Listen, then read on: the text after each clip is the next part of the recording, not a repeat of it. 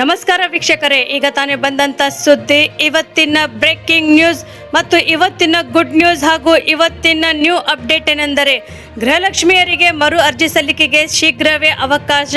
ನಿಮ್ಮ ಮನೆ ಬಾಗಿಲಿಗೆ ಸಿಗಲಿದೆ ಯಾವೆಲ್ಲ ಸೌಲಭ್ಯಗಳು, ಅದರ ಬಗ್ಗೆ ಮಾಹಿತಿ ಮತ್ತು ರೈತರಿಗೆ ಭರ್ಜರಿ ಸುದ್ದಿ. ಹೌದು ವೀಕ್ಷಕರೇ, ಉತ್ತರ ಕರ್ನಾಟಕದ ಯಾವ ಜಿಲ್ಲೆಗೆ ಮಹತ್ವದ ಘೋಷಣೆ ಮಾಡಿದ್ದಾರೆ ಸಿಎಂ ಡಿ.ಕೆ. ಶಿವಕುಮಾರ್ ಸರ್ ಅವರು. ಮತ್ತು ಕ್ಷೀರ ಭಾಗ್ಯ, ಹೌದು ವೀಕ್ಷಕರೇ, ಕ್ಷೀರ ಭಾಗ್ಯ ಯೋಜನೆಯಡಿಯಲ್ಲಿ ಮಧ್ಯಾಹ್ನ ಉಪಹಾರ ಪೌಷ್ಟಿಕ ಆಹಾರ ಕಾರ್ಯಕ್ರಮ ಸಿಎಂ ಡಿ.ಕೆ. ಶಿವಕುಮಾರ್ ಸರ್ ಅವರ ಸರ್ಕಾರದಿಂದ ತ್ರೈಮಾಸಿಕ ಬೃಹತ್ ಅನುದಾನ ಬಿಡುಗಡೆ ಬಗ್ಗೆ ಮತ್ತು ರಾಜ್ಯದ ಜನತೆಯ ಗಮನಕ್ಕೇನೆಂದರೆ ಗ್ರಾಮ ಪಂಚಾಯಿತಿಗಳಲ್ಲಿ ದೊರೆಯುವಂತಹ 81 ಸೇವೆಗಳ ಸಂಪೂರ್ಣ ಮಾಹಿತಿಯನ್ನು ಕೊಡಲಿದ್ದೇವೆ. ಗೆಳೆಯರೆ, ಈ ಎಲ್ಲ ಮಾಹಿತಿಗಳು ತಿಳಿಯುವ ಮುನ್ನ ತಾವು ನಮ್ಮ ಚಾನೆಲ್ಗೆ ಮೊದಲು ಬಾರಿ ಭೇಟಿ ನೀಡ್ತಾ ಇದ್ರೆ ದಯವಿಟ್ಟು ಸಬ್ಸ್ಕ್ರೈಬ್ ಮಾಡಿ, ಪಕ್ಕದಲ್ಲಿರುವಂತಹ ಬೆಲ್ ಅನ್ನು ಒತ್ತಿ ಹಾಗೂ ಲೈಕ್ ಮಾಡಿ. ಈ ಎಲ್ಲ ಮಾಹಿತಿಗಳ ವಿವರವನ್ನು ತಿಳಿಯಬೇಕಾದ್ರೆ ದಯವಿಟ್ಟು ತಾವು ಸ್ಕಿಪ್ ಮಾಡದೆ ಈ ವಿಡಿಯೋವನ್ನು ಪೂರ್ತಿಯಾಗಿ ನೋಡಿ. ವೀಕ್ಷಕರೇ, ರಾಜ್ಯದ ಗೃಹಲಕ್ಷ್ಮಿ ಯೋಜನೆಗೆ ಅರ್ಜಿ ಸಲ್ಲಿಸುವ ಪ್ರಕ್ರಿಯೆಯನ್ನು ತೆರೆಯಲು ಕರ್ನಾಟಕ ಸರ್ಕಾರ ಸಿದ್ಧತೆ ನಡೆಸುತ್ತಿದೆ ಮತ್ತು ಈ ಹಿಂದೆ ಅರ್ಜಿ ಸಲ್ಲಿಸಲು ಸಾಧ್ಯವಾಗದ ಅರ್ಹ ಮಹಿಳೆಯರಿಗೆ ಮತ್ತೊಂದು ಅವಕಾಶ ಕಲ್ಪಿಸಿಕೊಡಲಾಗುತ್ತಿದೆ. ಹೌದು ವೀಕ್ಷಕರೇ, ಮಹಿಳಾ ಮತ್ತು ಮಕ್ಕಳ ಅಭಿವೃದ್ಧಿ ಇಲಾಖೆಯು ಅಂತಿಮ ಹಂತದ ಸಿದ್ಧತೆಯಲ್ಲಿದ್ದು ಮುಂದಿನ 2 ಅಥವಾ 3 ದಿನಗಳಲ್ಲಿ ಹೊಸ ಅರ್ಜಿ ಸಲ್ಲಿಕೆಗೆ ಅವಕಾಶ ದೊರೆಯುವ ಸಾಧ್ಯತೆ ಇದೆ ಎಂದು ಕೂಡ ಅಧಿಕಾರಿಗಳು ತಿಳಿಸಿದ್ದಾರೆ. ಹಾಗಾದರೆ ಬಡವರು ಮತ್ತು ಗ್ರಾಮೀಣ ವರ್ಗದ ಮತ್ತು ಅನಕ್ಷರಸ್ಥ ಮಹಿಳೆಯರು ಕೂಡ ಈ ಯೋಜನೆಯಿಂದ ಹೊರಗೆ ಉಳಿಯದಂತೆ ನೋಡಿಕೊಳ್ಳಲು ಸರ್ಕಾರವು ವಿಶೇಷ ಸಹಾಯ ವ್ಯವಸ್ಥೆಯನ್ನು ಯೋಜಿಸಿದೆ. ಪ್ರಾಸ್ತಾವಿಕವಾಗಿ ಈ ವ್ಯವಸ್ಥೆ ಅಡಿಯಲ್ಲಿ ಅಂಗನವಾಡಿ ಕಾರ್ಯಕರ್ತರು ಮಹಿಳೆಯರು ಅರ್ಜಿಗಳನ್ನು ಸಲ್ಲಿಸಲು ಮತ್ತು ಭರ್ತಿ ಮಾಡಲು ಕೂಡ ಸಹಾಯ ಮಾಡಲಿದ್ದಾರೆ ಎಂದು ಕೂಡ ಎನ್ನಲಾಗುತ್ತಿದೆ. ಹಾಗಾದರೆ ಅಂಗನವಾಡಿ ಕಾರ್ಯಕರ್ತರ ಫೋನ್ಗಳಲ್ಲಿ ಮೀಸಲಾದಂತಹ ಮೊಬೈಲ್ ಅಪ್ಲಿಕೇಶನ್ ಅನ್ನು ಮತ್ತು ಇನ್ಸ್ಟಾಲ್ ಮಾಡಲಾಗುತ್ತಿದೆ ಎಂದು ಕೂಡ ಹೇಳಲಾಗುತ್ತಿದೆ. ಆನ್ಲೈನ್ ಸೇವೆಗಳನ್ನು ಕೂಡ ಬಳಸುವುದರಲ್ಲಿ ತೊಂದರೆಗಳನ್ನು ಎದುರಿಸುವಂತಹ ಅಥವಾ ಡಿಜಿಟಲ್ ಸೌಲಭ್ಯಗಳನ್ನು ಪಡೆಯಲು ಸಾಧ್ಯವಾಗದ ಮಹಿಳೆಯರಿಗೆ ಇದು ಸಹಾಯ ಮಾಡುತ್ತದೆ ಮತ್ತು ಮನೆಯಲ್ಲಿಯೇ ಬಾಗಿಲಿಗೆ ಸಹಾಯದ ಜೊತೆಗೆ ಹಿಂದಿನ ಅರ್ಜಿ ಪ್ರಕ್ರಿಯೆಯಂತೆ ಕರ್ನಾಟಕ 1, ಬೆಂಗಳೂರು 1, ಗ್ರಾಮ 1 ಕೇಂದ್ರಗಳಲ್ಲಿ ಕೂಡ ಮತ್ತು ಈ ಮೂಲಕ ಅರ್ಜಿಗಳನ್ನು ಸ್ವೀಕರಿಸುವಂತ ನಿರೀಕ್ಷೆಯಲ್ಲಿದೆ ಎಂದು ಕೂಡ ಹೇಳಲಾಗುತ್ತಿದೆ. ಹೊಸ ಸುತ್ತಿನ ಅರ್ಜಿಗಳಿಗೆ ಹೆಚ್ಚುವರಿ ಪರಿಶೀಲನಾ ಕಾರ್ಯಕ್ರಮಗಳನ್ನು ಸರ್ಕಾರವು ಅನ್ವೇಷಿಸುತ್ತಿದೆ ಮತ್ತು ನಿಖರತೆಯನ್ನು ಕೂಡ ಸುಧಾರಿಸಲು ಮತ್ತು ನಕಲು ಮಾಡುವುದನ್ನು ತಡೆಯಲು ಬಯೋಮೆಟ್ರಿಕ್ ದೃಢೀಕರಣವನ್ನು ಮತ್ತು ಮುಖ ಗುರುತುವಿಕೆಯನ್ನು ತಂತ್ರಜ್ಞಾನವನ್ನು ಸೇರಿಸಲು ಅಧಿಕಾರಿಗಳಿಗೆ ಮುಂದಾಗಿದ್ದಾರೆ ಎಂದು ಕೂಡ ಹೇಳಲಾಗುತ್ತಿದೆ. ಆದಾಗ್ಯೂ ಕೂಡ ಅಂಗನವಾಡಿ ಕಾರ್ಯಕರ್ತರ ಪ್ರಸ್ತುತ ತಮ್ಮ ಫೋನ್ಗಳಿಗೆ ಹೆಬ್ಬೆರಳು ಗುರುತು ಡಿವೈಸ್ ಮತ್ತು ಜೋಡಿಸುವುದರ ಜೊತೆಗೆ ಅಂತಿಮ ಪರಿಶೀಲನಾ ಕಾರ್ಯವಿಧಾನ ಕೂಡ ಹೇಗಿರಬೇಕು ಎನ್ನುವುದರ ಬಗ್ಗೆ ಕೂಡ ಚರ್ಚೆಗಳು ನಡೆಯುತ್ತಿದೆ ಎಂದು ಕೂಡ ಹೇಳಲಾಗುತ್ತಿದೆ. ಅಲ್ಲದೆ ಅರ್ಜಿದಾರರು ತಮ್ಮ ಹೆಸರು, ವಿಳಾಸ ಮತ್ತು ಆಧಾರ್ ಕಾರ್ಡ್ ಮಾಹಿತಿಯಂತಹ ಮೂಲಭೂತ ವಿವರಗಳನ್ನು ಒದಗಿಸಬೇಕಾಗುತ್ತದೆ. ಹಿಂದಿನ ಅರ್ಜಿ ಪ್ರಕ್ರಿಯೆಯಲ್ಲಿ ಕೋರಲಾದಂತಹ ಹೆಚ್ಚಿನ ಮಾಹಿತಿ ಮುಂದುವರಿಯುವ ನಿರೀಕ್ಷೆಯಲ್ಲಿದೆ ಎಂದು ಕೂಡ ಹೇಳಲಾಗುತ್ತಿದೆ. ಇದರ ಜೊತೆಗೆ ನೇರ ಪ್ರಯೋಜನ ವರ್ಗಾವಣೆಗೆ ಅನುಕೂಲವಾಗುವಂತೆ ಕರ್ನಾಟಕದೊಳಗೆ ಇರುವಂತಹ ಬ್ಯಾಂಕ್ ಖಾತೆಯ ವಿವರಗಳನ್ನು ಕೂಡ ಒದಗಿಸಲು ಅರ್ಜಿದಾರರನ್ನು ಕೇಳಬಹುದಾಗಿದೆ. ಜಾತಿ ಪ್ರಮಾಣ ಪತ್ರವನ್ನು ಹೊಂದಿದಂತಹ ಮಹಿಳೆಯರು ಕೂಡ ಅರ್ಜಿ ಪ್ರಕ್ರಿಯೆಯ ಸಮಯದಲ್ಲಿ ಸ್ವಯಂ ಘೋಷಿತ ಜಾತಿ ಮಾಹಿತಿಯನ್ನು ಕೂಡ ಸಲ್ಲಿಸಲು ಅನುಮತಿಯನ್ನು ನೀಡಲಾಗಿದೆ ಎಂದು ಕೂಡ ಹೇಳಲಾಗುತ್ತದೆ. ಹಾಗಾದರೆ ಯಾರೆಲ್ಲ ಅರ್ಜಿಯನ್ನು ಹಾಕಲು ಅರ್ಹರಾಗಿದ್ದಾರೆ ಅದರ ಬಗ್ಗೆ ತಿಳಿದುಕೊಳ್ಳೋಣ. ಕರ್ನಾಟಕದ ಮತದಾರರ ಪಟ್ಟಿಯಲ್ಲಿರುವಂತಹ ಪ್ರತಿ ಮನೆಯಿಂದ ಒಬ್ಬ ಅರ್ಹ ಮಹಿಳೆ ಇದಕ್ಕೆ ಅರ್ಹರಾಗಿರುತ್ತಾರೆ ಮತ್ತು ಅಸ್ತಿತ್ವದಲ್ಲಿರುವಂತಹ ಗೃಹಲಕ್ಷ್ಮಿ ಫಲಾನುಭವಿಗಳು ಹೊಸ ಅರ್ಜಿಯನ್ನು ಸಲ್ಲಿಸಲು ಬಯಸುವಂತಹ ಮಹಿಳೆಯರು ಅಥವಾ ಬಿಪಿಎಲ್ ಆಗಿರಬಹುದು ಅಥವಾ ಎಪಿಎಲ್ ಆಗಿರುವಂತಹ ಪಡಿತರ ಚೀಟಿಗಳನ್ನು ಹೊಂದಿರುವಂತಹ ಮಹಿಳೆಯರು ಕೂಡ ಇದಕ್ಕೆ ಅರ್ಹರಾಗಿರುತ್ತಾರೆ. ಹಾಗಾದ್ರೆ ಯಾರು ಇದಕ್ಕೆ ಅರ್ಹರಲ್ಲ ಅದ್ರ ಬಗ್ಗೆ ಸಹ ತಿಳಿದುಕೊಳ್ಳೋಣ. ಮೃತ ಗೃಹಲಕ್ಷ್ಮಿ ಫಲಾನುಭವಿಗಳ ಹೆಸರಿನಲ್ಲಿ ಅರ್ಜಿಗಳನ್ನು ಸಲ್ಲಿಕೆ ಮಾಡುವವರು ಅರ್ಹರಲ್ಲ. ಆದಾಯ ತೆರಿಗೆ ರಿಟರ್ನ್ ಸಲ್ಲಿಸುವ ವ್ಯಕ್ತಿಗಳು ಕೂಡ ಇದಕ್ಕೆ ಅರ್ಹರಲ್ಲ ಮತ್ತು GST ರಿಟರ್ನ್ ಸಲ್ಲಿಸುವಂತಹ ವ್ಯಕ್ತಿಗಳು ಕೂಡ ಇದಕ್ಕೆ ಅರ್ಹರಲ್ಲ ಎಂದು ಕೂಡ ಹೇಳಲಾಗುತ್ತದೆ. ಹಾಗಾದರೆ ಎಲ್ಲ ಅರ್ಹ ಮಹಿಳೆಯರು ಈ ಯೋಜನೆ ಲಾಭ ಪಡೆಯುವಂಥ ಅವಕಾಶವನ್ನು ಪಡೆಯುವುದನ್ನು ಖಚಿತಪಡಿಸಿಕೊಳ್ಳುವುದು ಮತ್ತು ಹೊಸ ಅರ್ಜಿ ಸಲ್ಲಿಕೆ ಅಭಿಯಾನದ ಗುರಿಯಾಗಿದೆ ಎಂದು ಕೂಡ ಅಧಿಕಾರಿಗಳು ತಿಳಿಸಿದ್ದಾರೆ.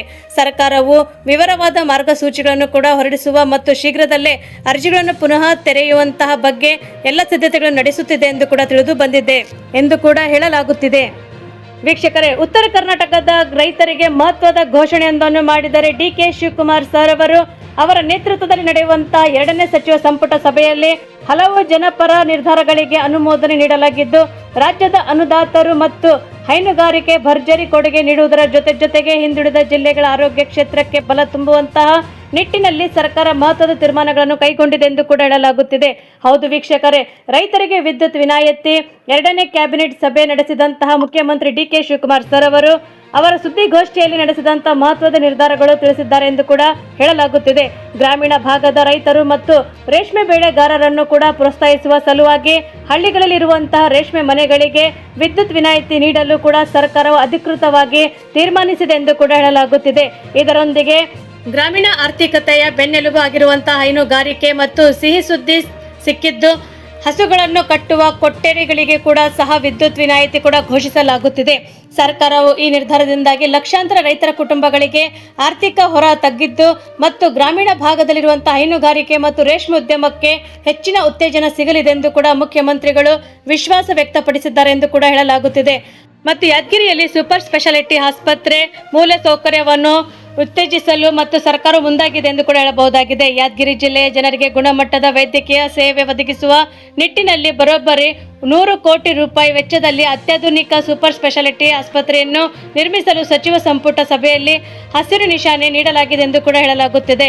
ಇದರೊಂದಿಗೆ ರಾಜ್ಯಾದ್ಯಂತ ತಲೆದೂರಿದಂತಹ ಕುಡಿಯುವ ನೀರಿನ ಸಮಸ್ಯೆಯನ್ನು ಕೂಡ ಶಾಶ್ವತವಾಗಿ ಬಗೆಹರಿಸುವ ನಿಟ್ಟಿನಲ್ಲಿ ಶೀಘ್ರದಲ್ಲೇ ಒಂದು ಪ್ರತ್ಯೇಕ ಹಾಗೂ ಸುದೀರ್ಘ ಸಭೆ ನಡೆಸಿ ಸೂಕ್ತ ಯೋಜನೆ ರೂಪಿಸುವುದು ಎಂದು ಸಿಎಂ ಡಿ.ಕೆ. ಶಿವಕುಮಾರ್ ಸರ್ ಅವರು ತಿಳಿಸಿದ್ದಾರೆ. ಅಲ್ಲದೆ ಪಕ್ಷದ ಆಡಳಿತಾತ್ಮಕ ಮತ್ತು ಸಾಂಸ್ಥಿಕ ಬೆಳವಣಿಗೆಗಳ ಕುರಿತು ಮಾತನಾಡಿದಂಥ ಮುಖ್ಯಮಂತ್ರಿಗಳು ಮುಂಬರುವ ಸಂಪುಟ ವಿಸ್ತರಣೆಯ ಪ್ರಕ್ರಿಯೆ ಪೂರ್ಣಗೊಂಡ ತಕ್ಷಣವೇ ರಾಜ್ಯದ ಎಲ್ಲ ಜಿಲ್ಲೆಗಳಿಗೂ ಕೂಡ ಹೊಸದಾಗಿ ಸಚಿವರನ್ನು ಉಸ್ತುವಾರಿಗಳನ್ನಾಗಿ ನಿಯೋಜಿಸಲಾಗುವುದೆಂದು ಕೂಡ ಹೇಳಿದ್ದಾರೆ.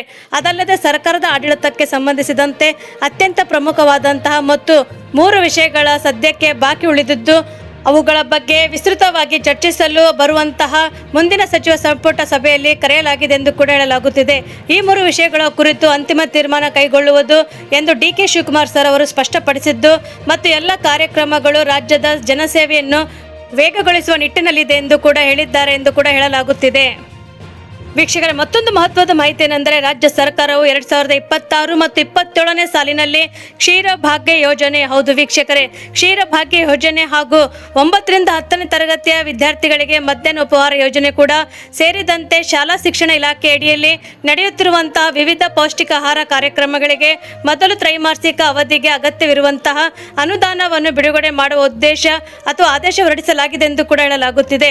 ಹಾಗಾದರೆ ಈ ಆದೇಶದ ಪ್ರಕಾರ ರಾಜ್ಯದ ಎಲ್ಲ ಜಿಲ್ಲೆಗಳಲ್ಲಿ ಒಟ್ಟು 21,822,037 ಲಕ್ಷ ಅನುದಾನವನ್ನು ಹಂಚಿಕೆ ಮಾಡಲಾಗುತ್ತಿದೆ ಎಂದು ಕೂಡ ಹೇಳಲಾಗುತ್ತಿದೆ.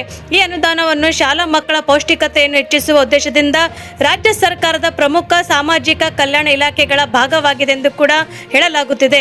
ಮತ್ತು ಕ್ಷೀರ ಭಾಗ್ಯ ಯೋಜನೆ ಅಡಿಯಲ್ಲಿ ಪ್ರಾಥಮಿಕ ಮತ್ತು ಪ್ರೌಢಶಾಲೆ ವಿದ್ಯಾರ್ಥಿಗಳಿಗೆ ಪ್ರತಿದಿನ ಹಾಲು ವಿತರಣೆ ಮಾಡಲಾಗುತ್ತದೆ ಮತ್ತು ಮಧ್ಯಾಹ್ನ ಉಪಹಾರ ಯೋಜನೆ ಅಡಿಯಲ್ಲಿ 9 ಮತ್ತು 10ನೇ ತರಗತಿಯ ವಿದ್ಯಾರ್ಥಿಗಳಿಗೆ ಪೌಷ್ಟಿಕ ಆಹಾರವನ್ನು ಒದಗಿಸಲಾಗುತ್ತದೆ ಎಂದು ಕೂಡ ಹೇಳಲಾಗುತ್ತಿದೆ. ಮತ್ತು ರಾಜ್ಯ ಸರ್ಕಾರದ ಈ ಕ್ರಮವು ಶಾಲಾ ಮಕ್ಕಳ ಪೌಷ್ಟಿಕತೆ, ಆರೋಗ್ಯ ಮತ್ತು ಹಾಜರಾತಿ ಪ್ರಮಾಣವನ್ನು ಕೂಡ ಹೆಚ್ಚಿಸುವಲ್ಲಿ ಮಹತ್ವದ ಪಾತ್ರ ವಹಿಸಲಿದೆ ಎಂದು ಕೂಡ ಶಿಕ್ಷಣ ಇಲಾಖೆಯ ಅಧಿಕಾರಿಗಳು ತಿಳಿಸಿದ್ದಾರೆ. ಈ ಯೋಜನೆಗಳ ಅನುಷ್ಠಾನಕ್ಕಾಗಿ ಜಿಲ್ಲಾ ಪಂಚಾಯತ್ಗಳು, ತಾಲೂಕು ಪಂಚಾಯತ್ಗಳು ಮತ್ತು ಶಾಲಾ ಶಿಕ್ಷಣ ಇಲಾಖೆಯ ಅಧಿಕಾರಿಗಳಿಗೆ ಸ್ಪಷ್ಟ ನಿರ್ದೇಶನ ನೀಡಲಾಗಿದೆ ಎಂದು ಕೂಡ ಹೇಳಲಾಗುತ್ತಿದೆ. ಅಧಿಸೂಚನೆಯ ಪ್ರಕಾರ ಶಾಲಾ ಶಿಕ್ಷಣ ಇಲಾಖೆಯು ಕೂಡ ತಂತ್ರಾಂಶದಲ್ಲಿ ಮತ್ತು ಐಡಿ ವ್ಯವಸ್ಥೆಗಳ ಮೂಲಕ ವಿದ್ಯಾರ್ಥಿಗಳ ಹಾಜರಾತಿ ಮತ್ತು ಆಹಾರ ವಿತರಣೆ ಹಾಗೂ ಯೋಜನೆಗಳ ಪ್ರಗತಿಯನ್ನು ನಿಗಾ ವಹಿಸಲಿದೆ ಎಂದು ಕೂಡ ಹೇಳಲಾಗುತ್ತದೆ. ಈ ವ್ಯವಸ್ಥೆಗಳಿಂದಾಗಿ ಪೌಷ್ಟಿಕತೆಯ ಆಹಾರವು ವಿತರಣೆ ಕೂಡ ಪ್ರಕ್ರಿಯೆ ಪಾರದರ್ಶಕವಾಗಲಿದೆ ಎಂದು ಕೂಡ ಹೇಳಲಾಗುತ್ತಿದೆ. ರಾಜ್ಯ ಸರ್ಕಾರವು ಈ ಯೋಜನೆಗಳ ಅನುಷ್ಠಾನದಲ್ಲಿ ತಂತ್ರಾಂಶದಲ್ಲಿ ಬಳಸುವಂತಹ ನಿರ್ಧಾರ ಕೈಗೊಂಡಿದ್ದು, ಇದರ ಮೂಲಕ ಪ್ರಗತಿ ವರದಿಗಳನ್ನು ಕೂಡ ಆಧಾರದ ಮೇಲೆ ಸಂಗ್ರಹಿಸಲಾಗುತ್ತದೆ ಎಂದು ಕೂಡ ಹೇಳಲಾಗುತ್ತಿದೆ. ಮತ್ತು ಶಾಲಾ ಶಿಕ್ಷಣ ಇಲಾಖೆ, ಪ್ರಾಥಮಿಕ ಶಿಕ್ಷಣ ನಿರ್ದೇಶನಾಲಯ ಮತ್ತು ಜಿಲ್ಲಾ ಮಟ್ಟದ ಅಧಿಕಾರಿಗಳು ಪ್ರತಿ ತಿಂಗಳು ಯೋಜನೆಗಳ ಪ್ರಗತಿ ವರದಿಯನ್ನು ಕೂಡ ಸರ್ಕಾರಕ್ಕೆ ಸಲ್ಲಿಸಬೇಕಾಗುತ್ತದೆ.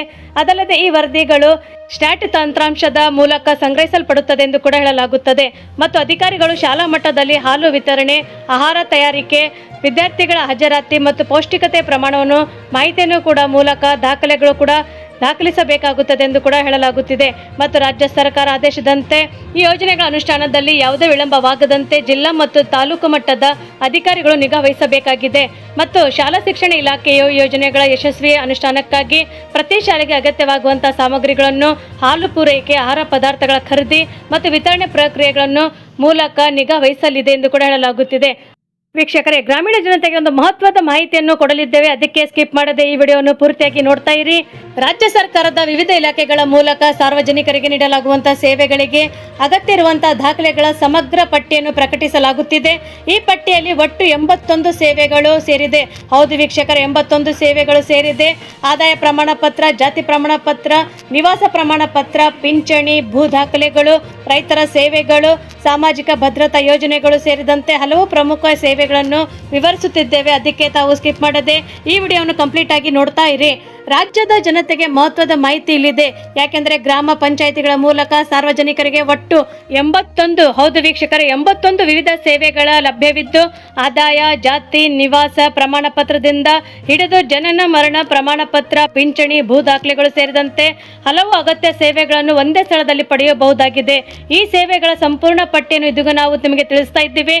ಈ ಪಟ್ಟಿಯಲ್ಲಿ ಬರುವಂತಹ ಪ್ರಮುಖ ಮಾಹಿತಿಗಳೇನೆಂದರೆ ಕುಟುಂಬದ ಸದಸ್ಯರ ದೃಢೀಕರಣ, ಹಿರಿಯ ನಾಗರಿಕರ ಗುರುತಿನ ಚೀಟಿ, ಏಕೈಕ ಮಹಿಳೆ ಪ್ರಮಾಣ ಪತ್ರ ಮತ್ತು ನಿವಾಸ ಪ್ರಮಾಣ ಪತ್ರ, ಆದಾಯ ಪ್ರಮಾಣ ಪತ್ರ, ಸಣ್ಣ ರೈತರ ಪ್ರಮಾಣ ಪತ್ರ, ಕೃಷಿ ಕಾರ್ಮಿಕರ ಪ್ರಮಾಣ ಪತ್ರ, ನಿರುದ್ಯೋಗ ಪ್ರಮಾಣ ಪತ್ರ, ಒಬಿಸಿ ಅಲ್ಪಸಂಖ್ಯಾತರ ಪ್ರಮಾಣ ಪತ್ರ, ಅಲ್ಪಸಂಖ್ಯಾತರ ಆದಾಯ ಮತ್ತು ಜಾತಿ ಪ್ರಮಾಣ ಪತ್ರ, ವಿಕಲೇತನ ಭತ್ಯೆ, ಯೋಜನೆಯ ಉದ್ಯೋಗ ಕಾರ್ಡ್ ತಿದ್ದುಪಡಿ, ನಿರುದ್ಯೋಗ ಭತ್ಯೆ ಅರ್ಜಿ, ವಿದ್ಯಾರ್ಥಿ ವೇತನ ಸಂಬಂಧಿತ ಪ್ರಮಾಣ ಪತ್ರಗಳು, RTI ಅಥವಾ RTC ಸಂಬಂಧಿತ ಸೇವೆಗಳು, ಸರ್ವೆ ಸಂಖ್ಯೆ ಅಂದರೆ 9 ಲೆವೆಲ್ ಅಥವಾ 11A ದಾಖಲೆಗಳು, ಪಿಂಚಣಿ ಸೇವೆಗಳು, ವಾರಸುದಾರರ ಪ್ರಮಾಣ ಪತ್ರ, ಭೂ ಹಿಡುವಳಿ ಪ್ರಮಾಣ ಪತ್ರ, ಮನೆತನ ವಿವರಗಳ ಪ್ರಮಾಣ ಪತ್ರ, ಕುಟುಂಬ ದೃಢೀಕರಣ ಪತ್ರ, ಪಹಣಿ ಅಥವಾ ಭೂ ದಾಖಲೆ ಸೇವೆಗಳು, ಸರ್ಕಾರಿ ಶಾಲೆಗಳಲ್ಲಿ ದಾಖಲಾತಿ ಪ್ರಮಾಣ ಪತ್ರಗಳು, ಮನೆ ತೆರಿಗೆ ಸಂಬಂಧಿತ ದಾಖಲೆಗಳು, ಮತದಾರರ ದೃಢೀಕರಣ ಪ್ರಮಾಣ ಪತ್ರ, ಗಡಿ ದೃಢೀಕರಣ ಪ್ರಮಾಣ ಪತ್ರ, ಜಾತಿ ಮತ್ತು ಆದಾಯ ಪ್ರಮಾಣ ಪತ್ರ ಅಥವಾ ತಿದ್ದುಪಡಿ ಇರಬಹುದು, ಮುಸ್ಲಿಂ ಧರ್ಮದ ಪ್ರಮಾಣ ಪತ್ರ, ಮದುವೆ ಪ್ರಮಾಣ ಪತ್ರ, ಸಣ್ಣ ಮತ್ತು ಅತಿ ಸಣ್ಣ ರೈತರ ಪ್ರಮಾಣ ಪತ್ರ, ಸಾಲ ಮನ್ನಾ ದೃಢೀಕರಣ ಪ್ರಮಾಣ ಪತ್ರ, ಮಾಜಿ ಸೈನಿಕರ ಕುಟುಂಬ ಪ್ರಮಾಣ ಪತ್ರ, ನಿವೃತ್ತಿ ಭತ್ಯೆ ಪ್ರಮಾಣ ಪತ್ರ, ವಿಧವಾ ಪ್ರಮಾಣ ಪತ್ರ, ಅನಾಥತ್ವ ದೃಢೀಕರಣ, ಆರ್ಥಿಕವಾಗಿ ದುರ್ಬಲ ವರ್ಗದ ಪ್ರಮಾಣ ಪತ್ರ, ಈ ಖಾತಾ ಅರ್ಜಿ, ಗ್ರಾಮ ನಕ್ಷೆ, ಗ್ರಾಮ ಪಹಣಿ, ಆಧಾರ್ ಕಾರ್ಡ್ ಸೇವೆಗಳು, ಆಧಾರ್ ನೋಂದಣಿ, ಆಧಾರ್ ತಿದ್ದುಪಡಿ, ಪ್ರಧಾನಮಂತ್ರಿ ಕಿಸಾನ್ ಸಮ್ಮಾನ್ ನಿಧಿ ದಾಖಲೆಗಳು, ಆಯುಷ್ಮಾನ್ ಭಾರತ ಪ್ರಮಾಣ ಪತ್ರ, ಆಯುಷ್ಮಾನ್ ಕಾರ್ಡ್ ಸೇವೆ, ಮರಣೋತ್ತರ ದಾಖಲೆ ಸೇವೆಗಳು, ಬೆಳೆ ನಷ್ಟ ಪರಿಹಾರ ಸೇವೆ, ಬೆಳೆ ವಿಮೆ ಅರ್ಜಿ ಮತ್ತು ಆಸ್ತಿ ಪ್ರಮಾಣ ಪತ್ರ, ಅಲ್ಪಸಂಖ್ಯಾತರ ಯೋಜನೆಗಳ ಅರ್ಜಿಗಳು, ಜನನ ಪ್ರಮಾಣ ಪತ್ರ, ಉದ್ಯೋಗ ಖಾತ್ರಿ ಯೋಜನೆಗಳ ಸಂಬಂಧಿತ ಸೇವೆಗಳು, ಬಡತನ ರೇಖೆ ದಾಖಲೆಗಳು ಮತ್ತು ಉದ್ಯೋಗವಿಲ್ಲದ ಭತ್ಯೆ ದಾಖಲೆಗಳು, ವೃದ್ಧಾಪ್ಯ ವೇತನ, ಸಂಜೀವಿನಿ ಯೋಜನೆ, SC ಹಾಗೂ ST ವಲಸೆ ಜಾತಿ ಪ್ರಮಾಣ ಪತ್ರ, ಅಂಗವಿಕಲ ಗುರುತಿನ ಚೀಟಿ, ಸರ್ಕಾರಿ ಭೂಮಿ ದಾಖಲೆಗಳು, ಸಂಧ್ಯಾ ಸುರಕ್ಷಾ ಯೋಜನೆ, ರಾಷ್ಟ್ರೀಯ ಕುಟುಂಬ ಲಾಭ ಯೋಜನೆ, ಇಂದಿರಾ ಗಾಂಧಿ ರಾಷ್ಟ್ರೀಯ ವೃದ್ಧಾಪ್ಯ ವೇತನ ಮತ್ತು ಡೂಪ್ಲಿಕೇಟ್ ದಾಖಲೆ ಸೇವೆ, ಮನಸ್ವಿನಿ ಯೋಜನೆ, ಅಂತ್ಯ ಸಂಸ್ಕಾರ ಯೋಜನೆ ಅಥವಾ ವಿಧವೆಯ ಮರು ಅಥವಾ ಅಂತರ್ಜಾತಿ ವಿವಾಹ ಯೋಜನೆ, ಪ್ರೌಢ ಶಿಕ್ಷಣ ಯೋಜನೆ, ಅಂತರ್ಜಾತಿ ವಿವಾಹ ಪ್ರೋತ್ಸಾಹ ಧನ, ತೆರಿಗೆ ಪಾವತಿ, ಭೂ ಪರಿವರ್ತನೆ ಅರ್ಜಿ, ಹಕ್ಕು ಪ್ರಮಾಣ ಪತ್ರ ತಿದ್ದುಪಡಿ ಅರ್ಜಿ ಮತ್ತು 11A ನಕ್ಷೆ, ಪಹಣಿ ಸೇವೆಗಳು, ಪಹಣಿ ತಿದ್ದುಪಡಿ ಅರ್ಜಿ, ಪಹಣಿ ತಿದ್ದುಪಡಿ ಪರಿಶೀಲನೆ, ಪೌತಿ ಖಾತೆ ಅರ್ಜಿ, ಏಕ ಸದಸ್ಯ ಸೇವೆಗಳು, ಏಕ ಸದಸ್ಯ ಪ್ರಮಾಣ ಪತ್ರ ತಿದ್ದುಪಡಿ, ವಂಶಾವಳಿ ಪ್ರಮಾಣ ಪತ್ರ, ವಂಶಾವಳಿ ತಿದ್ದುಪಡಿ ಪರಿಶೀಲನೆ, ವಂಶಾವಳಿ ತಿದ್ದುಪಡಿ ಅರ್ಜಿ. ಹೀಗೆ ಈ ಎಲ್ಲ ಸೇವೆಗಳಿಗೆ ಅಗತ್ಯವಾದಂತಹ ದಾಖಲೆಗಳನ್ನು ಮುಂಚಿತವಾಗಿ ಸಿದ್ಧಪಡಿಸಿಕೊಂಡರೆ ಅರ್ಜಿ ಪ್ರಕ್ರಿಯೆ ವೇಗವಾಗಿ ಪೂರ್ಣಗೊಳ್ಳುತ್ತದೆ. ನಾಗರಿಕರು ತಮ್ಮ ಅಗತ್ಯ ಸೇವೆಗೆ ಸಂಬಂಧಿಸಿದಂತಹ ದಾಖಲೆಗಳನ್ನು ಪರಿಶೀಲಿಸಿ ನಂತರ ಅರ್ಜಿ ಸಲ್ಲಿಸುವಂತೆ ಅಧಿಕಾರಿಗಳು ಸೂಚಿಸಿದ್ದಾರೆ ಎಂದು ಕೂಡ ಹೇಳಲಾಗುತ್ತಿದೆ. ವೀಕ್ಷಕರೇ, ತಾವು ನಮ್ಮ ಈ ವಿಡಿಯೋ ಮೊದಲ ಬಾರಿಗೆ ನೋಡುತ್ತಿದ್ರೆ ದಯವಿಟ್ಟು ಸಬ್ಸ್ಕ್ರೈಬ್ ಮಾಡಿ, ಪಕ್ಕದಲ್ಲಿರುವಂಥ ಬೆಲ್ಲನ್ನು ಒತ್ತಿ ಹಾಗೂ ಲೈಕ್ ಮಾಡಿ. ನಿಮ್ಮ ಸಲಹೆ ಸೂಚನೆಗಳು ಏನಾದರೂ ಇದ್ದರೆ ನಮಗೆ ಕಮೆಂಟ್ ಬಾಕ್ಸಲ್ಲಿ ತಿಳಿಸಿ. ಯಾಕೆಂದರೆ ಮುಂದಿನ ಅಪ್ಡೇಟ್ಗಳಿಗೆ ನಮಗೆ ಅನುಕೂಲವಾಗುತ್ತದೆ. ಮತ್ತು ನಮ್ಮ ಈ ವಿಡಿಯೋವು ತಾವು ಪೂರ್ತಿಯಾಗಿ ನೋಡಿದ್ದಕ್ಕೆ ತಮಗೆ ಧನ್ಯವಾದಗಳು.